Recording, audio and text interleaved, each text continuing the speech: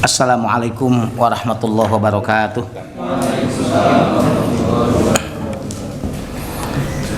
Alhamdulillah, alhamdulillahilladzi amarona bibtighail wasilah. Wassalatu wassalamu ala sayyidina Muhammadin alladzi a'tahullah alwasilah wal fadilah wa ala alihi wa ashabi ulil manaqibir rafi'ah. Asyhadu an la ilaha illallah wahdahu la syarikalah wa asyhadu anna sayyidana Muhammadan abduhu rasuluh, amma ba'd. Rabbana atina min ladunka rahmah wa hayyi lana min amrina rasyada.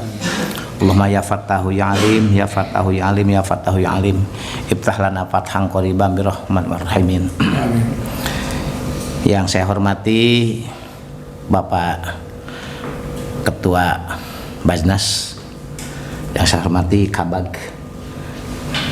guru saya Kang Haji Santun, dan seluruh jajaran di Bajnas yang saya cintai dan saya hormati.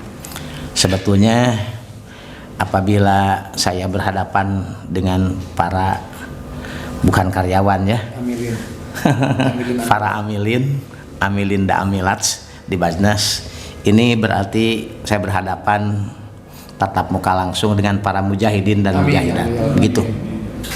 Karena sungguh sangat berat kalau melihat dan merasakan tugas para mujahid-mujahidat di Bajnas, seperti apalagi sekarang ada bencana di selatan. Itu kan tugas kita. Tapi kita yakin ya, pertama kita bekerja semata-mata ini melaksanakan tugas dari Allah Subhanahu wa taala. Karena yakin ini, insya Allah semua para amilin amilat, mujahidin mujahidat di Bajnas ini adalah melaksanakan kewajiban agama. Amin. Seperti halnya disampaikan oleh yang terhormat Bapak Ketua, mungkin dari kita, dari Bajnas yang lebih dulu tanggap menghadapi musibah ini, di samping secara langsung dan juga sebagai penyambung dari pemerintah yang paling atas. Jadi begini ya, saya tekankan, kalau istilah ujroh atau imbalan, istilah agamanya rozak ya, dari negara, dari pimpinan, itu hanya semata upami istilah di kampung mah macul tengah jaken ngalah belut, tapi ya belut nak eta lah. Jadi orang semata-mata berjuang ini melaksanakan tugas dari Allah, tugas mulia ini. Para pekerja, para amilin mujahid-mujahidat di Bajnas ini adalah semata-mata adalah seakan-akan dikatakan Allah dalam surat As-Saff, innallaha yuhibbul ladzina yujahiduna fi sabilillahi shaffan ka'annahum bunyanun marsus. Sungguh Allah SWT sangat mencintai orang yang berjuang di jalan Allah, ka'annahum bunyanun marsus, rapat, hebat, terorganisir, terpimpin, terstruktur, sehingga hasilnya pun adalah positif. Jadi ingat, kita sebagai pribadi mukmin bukan hanya diatur dengan seorang pimpinan, tapi kita ingat diatur oleh agama kita, tanggung jawab kita, bahwa dalam bekerja itu harus sungguh-sungguh. Innallaha yuhibbul mu'min al-qawi. Allah SWT sungguh mencintai mukmin yang sangat kuat dalam segala hal. Barangkali kalau nggak salah, Haji maaf, organisasi itu diambil dari organ tubuh, satu sama lain saling membantu. Tidak mungkin organ tubuh kita bekerja hanya satu saja. Komandonya adalah hati, itu sebagai jundunnya, komandonya adalah hati. Kemudian mata, telinga, tangan, kaki, itu sebagai prajurit-prajuritnya. Ibaratnya komandonya ini Pak Ketua dan seluruh jajaran ketua dan Kabag juga. Nah, organ-organ yang lain kitanya ini. Berarti pertama kita melaksanakan tugas pertama, ini tugas dari Allah, begitu. Camkan dalam hati. Kenapa? Karena setiap pekerjaan apapun ketika diawali dengan niat lillahi ta'ala, ini tugas dari Allah. Bukan semata-mata dari atasan, dari pimpinan, tapi ini dari Allah. Karena pekerjaan di Bajnas ini berbeda dengan pekerjaan di kantor-kantor lain kan, betul nggak? Sasarannya duafa, pukoro, masakin yang kena musibah itu sarannya. Itu berarti kita adalah mandataris dari Allah Subhanahu wa taala. Dalam hadis qudsi Allah berfirman, "Takhallaku bi akhlaqillah." Bersikaplah, berakhlaklah kita seperti akhlaknya Allah.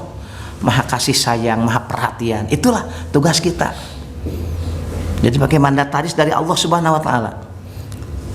Makanya pertama kita luruskan niat, ini melaksanakan tugas dari Allah begitu. Nah, kemudian untuk aturannya tentu melaksanakan tugas dari atasan. Sehingga kedua-duanya kita jalan. Pertama diniatkan lillahi ta'ala, kita ingat kullu malillah istaqom. Setiap perjuangan diberangkatkan lillahi ta'ala, insya Allah akan selesai, akan istiqomah, akan stabil. Sebaliknya wa kullu maligorillah in hadam. Setiap sesuatu ada emel-emelan yang lain, ya. Jadi yang mendorong kita kerja ini yang lebih kuat bukan lillahi ta'alanya, tapi karena sesuatu, ya, karena imbalan. Awas, ingat, in hadam, tidak akan stabil, tidak akan mulus, akan terkena itu dan ini, banyak gangguan dan banyak halangan. Itu apabila pekerjaan kita awalnya tidak diberangkatkan dengan lillahi ta'ala. Jadi kita melaksanakan tugas pertama, tugas dari Allah ini. Karena yakin para amilin amilat di Bajnas ini yakin seorang mujahidin mujahidat. Sama dengan para kiai, cuman barangkali pakai sarungan, bawa kitab gitu ya, Kang Haji Intun. Kalau para amilin amilat mujahidin pakai celana, pakai baju dinas, memang seharusnya begitu. Harus berbeda. Jadi satu kali lagi, pertama niatkan ini melaksanakan tugas dari Allah.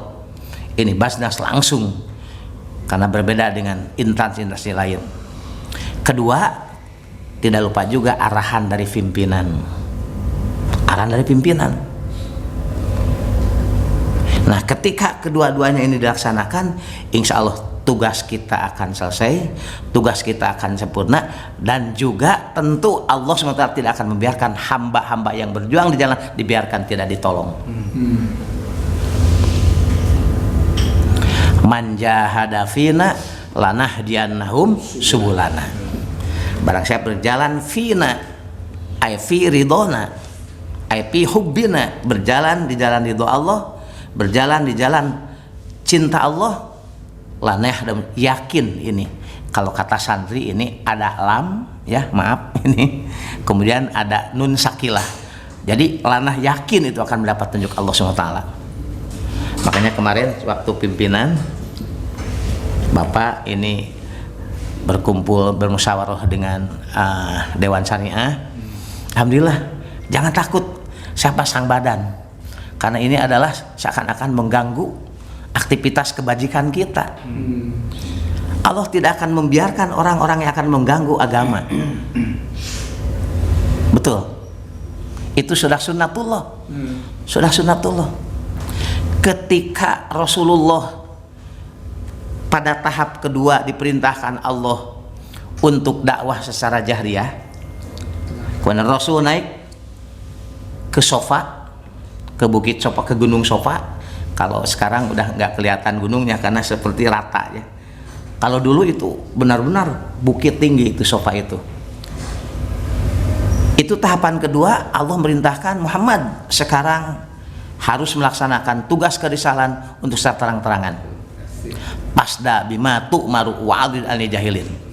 Terjang apa yang dihadapi dan biarkanlah orang-orang yang jahil, yang bodoh. Rasul naik ke Sofa, kemudian Rasul pertama-tama memberikan dulu pengarahan kepada yang hadir semua, termasuk para pembesar-pembesar Arab Quraisy, kafir-kafir Quraisy, dan juga tidak ketinggalan seluruh muslimin yang sudah masuk Islam. Para sahabat hadir pada saat itu. Kemudian pertama Rasul memberikan penjelasan, memberikan penerangan, arahan dulu. Ya masal Quraisy, hal antum tu'minuna, wahai golongan Quraisy. Enggak disebut satu persatu, tapi semuanya. Karena di sana ada mukmin dan non mukmin, termasuk Abu Jahal, Abu Lahab hadir di sana. Kalian percaya apabila kami berkata pada satu saat, di saat ini ada sesuatu di belakang kami? 90% menjawab semua, na'am ya Muhammad, enggak ya Rasulullah. Karena kebanyakan na'am ya Muhammad, saya percaya apa yang dikatakan kamu. Karena sejak kecil sampai sekarang tidak pernah melihat, mendengar kamu pendusta, pengkhianat sama sekali. Makanya kami percaya.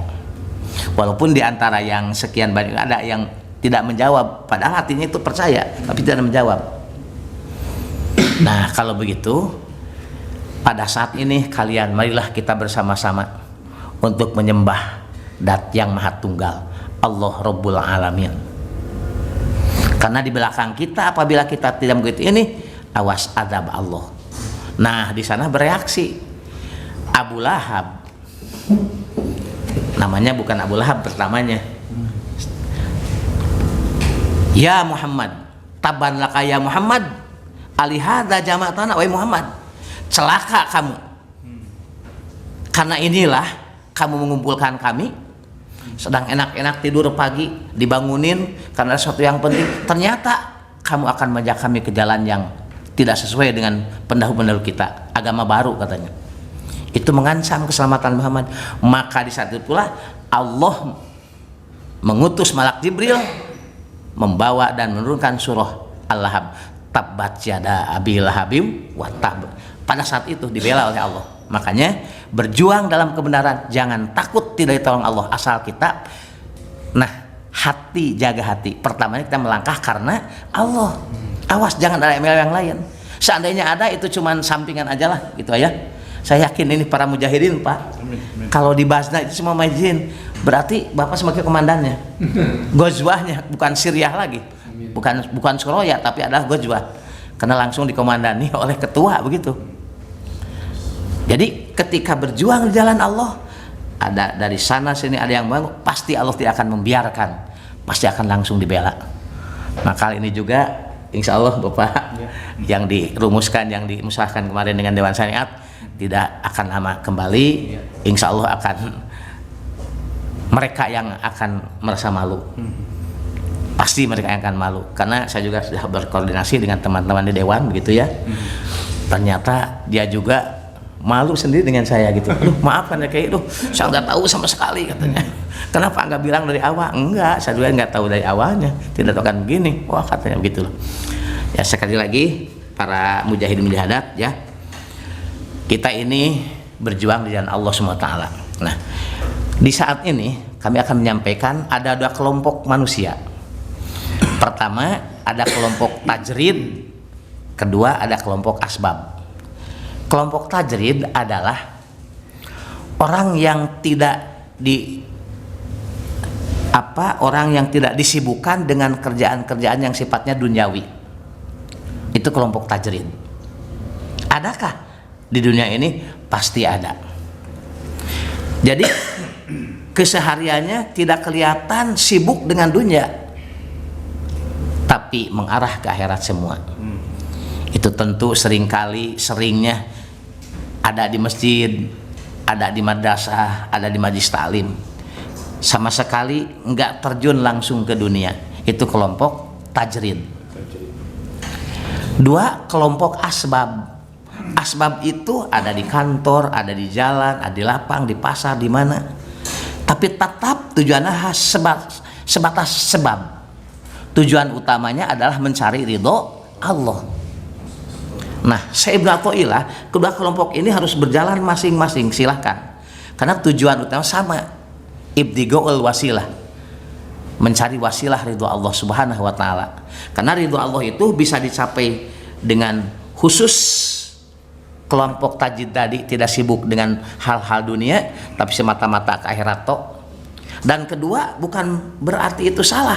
Itu juga sama dengan kelompok tajid. Itu orang yang mencari ridho Allah tapi dengan cara asbab, dengan cara bekerja, dengan cara melaksanakan tugas. Itu kelompok asbab.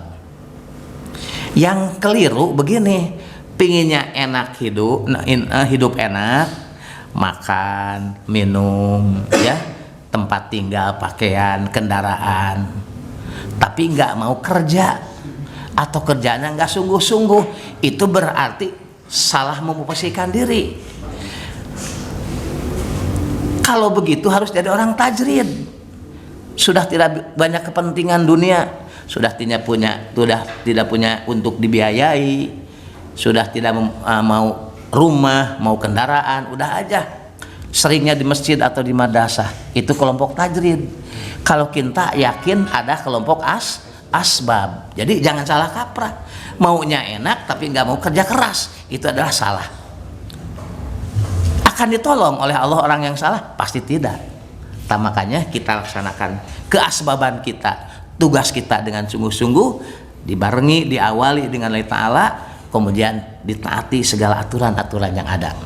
Kerja keras, ya, kerja keras. Insya Allah dengan cara ini kita akan mendapat segala pertolongan Allah Ta'ala. Jadi satu kali kami tekankan ya, yakin ini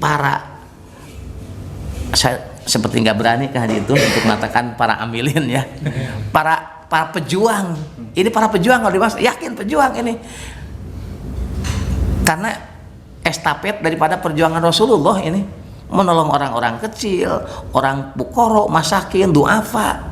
Ini yakin para mujahidin. Makanya satu kali lagi tegaskan, awali langkah kita tiap hari dengan melaksanakan tugas dari Allah Subhanahu wa Ta'ala, kemudian dibarengi dengan tugas dari atasan agar lahirnya hebat, melaksanakan tugas dengan penuh disiplin, kemudian batinnya menjadi wasilah mendapatkan ridho Allah Subhanahu wa Ta'ala. Allah berfirman dalam surat yang terakhir, fa idza qudiyatis shalah pangtasiru fil ardh wabtaghu min fadlillah la'allakum tuflihun. Ketika sholat telah selesai, tugas fardu ain selesai, pantasiru fil ardh, pagi hari kita segera berangkat ke kantor, ke tempat kita tugas, ya.